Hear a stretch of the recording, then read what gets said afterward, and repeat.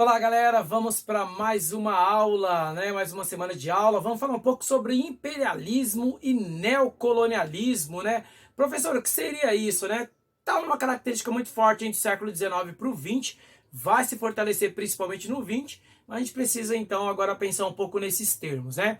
Então vamos falar um pouco lá do século XVI, né? No século XVI, os europeus, com o absolutismo, o mercantilismo, começaram as grandes navegações e acabaram então expandindo essa exploração para a América, né? E para algumas regiões da África. Primeiro a África, depois a América, o novo continente. Esse período a gente vai chamar então de colônia de exploração. Algumas regiões foi colônia de povoamento, a gente já falou um pouco sobre isso, mas a colônia é totalmente de exploração. Vou tirar tudo que tem ali de matéria-prima, vou explorar, também vou escravizar, vou usar a mão de obra escrava, mão de obra de trabalho aí escrava. Então vai ser muito violento. Depois vai usar, além das indígenas, a mão de obra escrava negra, né? Também essas pessoas sendo retiradas da África e sendo vendidas aqui para os colonizadores aqui na região da América. Então essa característica que nós chamamos de colonialismo, então colônia de exploração no século XVI.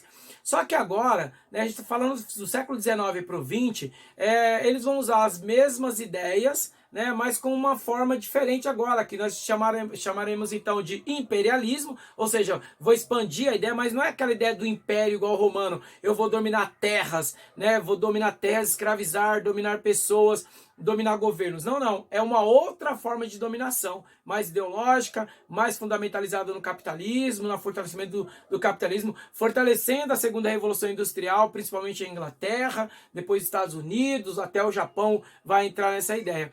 E depois, no metade do século XX, né, esse termo imperialismo, ele vai ser usado também como neocolonialismo, ou seja, nova forma de colonização. Então, lá no colonialismo, na colônia de exploração do século XVI, né, então a gente vai pensar em Inglaterra, Espanha e Portugal. Agora não, agora a gente vai pensar de outros países, como, por exemplo, Estados Unidos, Inglaterra, né, Holanda, também o Japão envolvido nessa nova forma de colonização, que nós vamos chamar de imperialismo, ou então de neocolonialismo. Então, professor, o que seria isso? O imperialismo pode ser conceituado pelo conjunto de intervenções políticas, econômicas e culturais por países europeus. Entre eles também, claro, Japão e Estados Unidos, né? Então, da Ásia e também aqui da América, né? Então, sobre os países da África, Ásia e Oceania, né? Eles vão dividir. Se você colocar imperialismo, neocolonialismo no Google e colocar imagem, você vai ver um monte de imagens, os caras repartindo como uma pizza, né? Repartindo como uma melancia ali, em fatias para os caras. Só que agora eu não quero dominar, agora eu não quero escravizar, né? Eu não quero dominar a terra. Não, não, eu vou levar minha língua, vou levar minha cultura, vou levar minha indústria, vou levar a minha arte, vou levar a minha moeda. Então é uma nova visão de colonização e de exploração, né? Bem diferente daquela, mas com o mesmo conceito, explorar a terra, explorar o povo, né? Então o imperialismo é a fase na qual o capitalismo adquire nuances tecnológicas, né?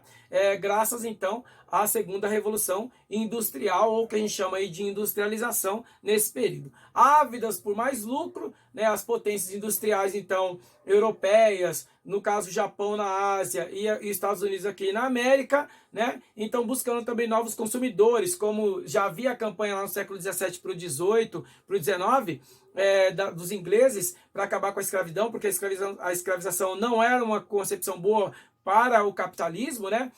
Tem que formar novos consumidores, mesmo que ele vai gastar pouco, vai dividir em prestações, mas é importante que ele gaste, então tem toda uma ideia de formar um mercado consumidor aí. E no neocolonialismo, imperialismo, isso vai se fortalecer. A partir daí o capitalismo, então, torna-se mais abrangente, se destaca na atuação de bancos, multinacionais e etc. Professor, como surge essa ideia, então, do imperialismo, neocolonialismo, essa nova forma de domínio, de escravizar, de domínio sobre as pessoas, mas um domínio mais ideológico, levando as empresas, mais político, econômico?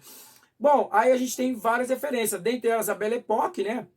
A expansão de novas, as invenções, tecnologia, uma visão de mundo diferente, né? A estética, a beleza da estética, como a gente já viu aqui em outros momentos. A Primeira Guerra Mundial, que fortalece alguns países europeus, e vai até a Segunda Guerra Mundial, até hoje, né? A gente fala muito ainda imperialismo, neocolonialismo. Não se usa tanto hoje o neocolonialismo, mas de imperialismo, tanto que vocês sempre ouvem as pessoas falando soberania sim, imperialismo não, né? Que é essa ideia de dominar.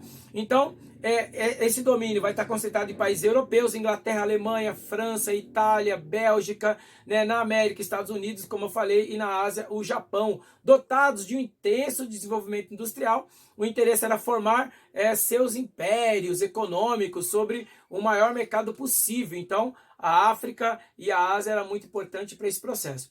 Hoje nós vamos falar um pouco sobre, essa semana a gente vai falar um pouco sobre a Ásia e na semana que vem sobre a África.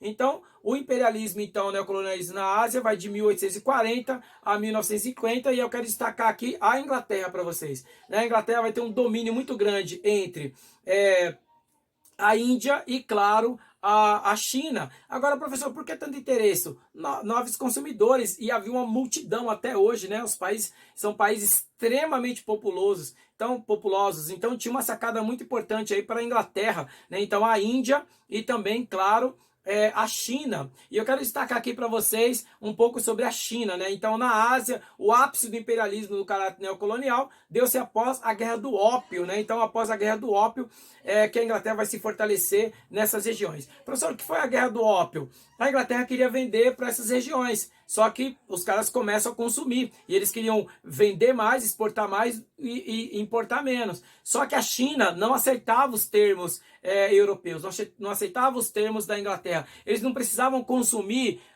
os produtos ingleses. Então vai ter um conflito, os ingleses não conseguiam vender como eles queriam ali, com uma ideia de paz. Claro, pessoal, que o neocolonialismo e imperialismo teve muitas guerras, muitos conflitos, muita gente morreu, né? Não só foi ideológico, né? Não só foi lá, coloca uma empresa, não, muita gente morreu.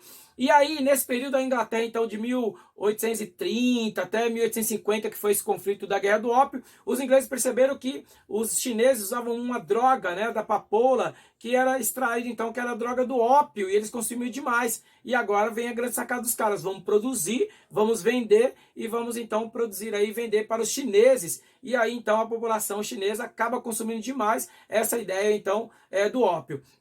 Os chineses, o governo chinês não vai gostar dessa ideia. As tropas chinesas foram então derrotar, vão bater de frente ali, desculpa, com os britânicos, mas não tem como, né? A Inglaterra era muito forte nesse período, acaba então sufocando as tropas chinesas que foram derrotadas aí, obrigando então a ter os limites ali. Então o Reino Unido acaba tendo domínio inglês ali na região da China até 1949, 1950, né?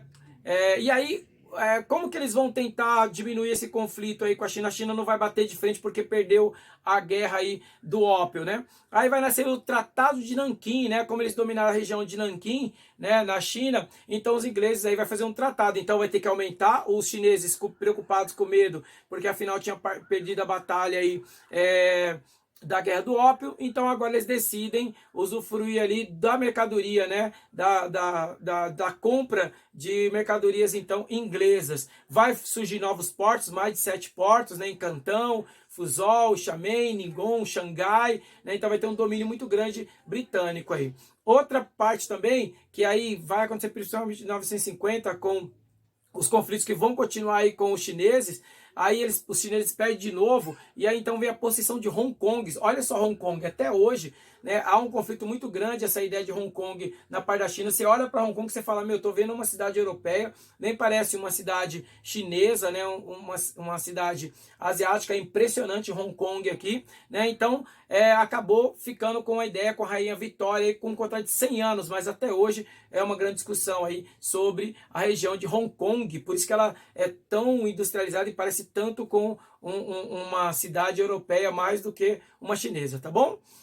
Os Estados Unidos também vai colonizar, vai também fortalecer essa ideia do imperialismo aqui pela América. Quem vai bater de frente com eles primeiros aí serão os cubanos vai bater de frente, acabou sendo bloqueada e tal, até hoje a Cuba ainda sofre consequências desse bloqueio que os Estados Unidos fez, não deixando nenhum país vender ou comprar de Cuba, mas de qualquer forma depois também vem a Revolução Cubana, que vai dar melhorada do país, principalmente com o apoio da União Soviética.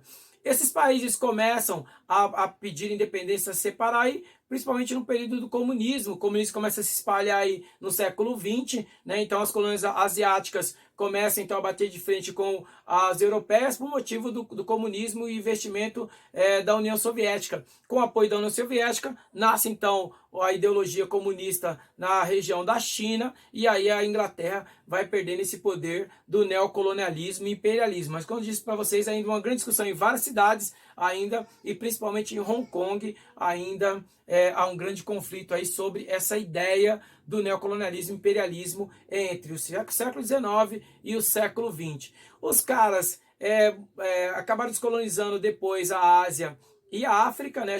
Vou repetir essa semana que vem quando falar da África, mas deixaram suas línguas, né? Então, principalmente na África, acabou ficando a língua oficial, a língua do europeu, né? E isso foi uma grande questão. Na Índia também, o inglês acabou virando uma língua oficial. Então, o grande problema, os caras falam 2, 3 línguas, dialetos, além daquela língua que é oficial. Cultura, arte, educação, a forma de trabalho assalariado, né? Todos os caras influenciaram, é impressionante. Nós também somos influenciados até hoje com a guerra cultural norte-americana e imperialismo no Brasil. Você pode ver que não há nenhum de nós aqui, nesse momento, que não tem nada norte-americano em nós, tanto na nossa ideologia, conhecimento, cultura, moda e conhecimentos, etc. Um negócio impressionante. Então, eles acabaram, aos poucos, saindo desses países, mas também a sua cultura, a sua língua, a sua indústria vai ficar e a exploração, de alguma forma, ainda continua. Por isso que ainda é muito discutido ainda, vocês ainda vão ouvir muito falar ainda sobre imperialismo e neocolonialismo. Principalmente a palavra usada bastante hoje ainda é a ideia do imperialismo, tá? Então, essa nova forma de colonização aí, tá bom? É isso. Vou falar um pouco sobre trabalho. A semana que vem a gente vai falar então no neocolonialismo na África. Trabalho, professor. Meu, trabalhinho simples, moleza para fechar aí esse mês com vocês. Então é um trabalho sobre o mapa mental sobre a Guerra do Ópio. Ela teve 2 fases, de 30 a 40, depois de 40 a 50, 51 mais ou menos 54. Aí é o fim mesmo dessa batalha do ópio e todas as consequências que teve do neocolonialismo. Desculpa, minha filha tá gritando aqui na porta, que é um colinho.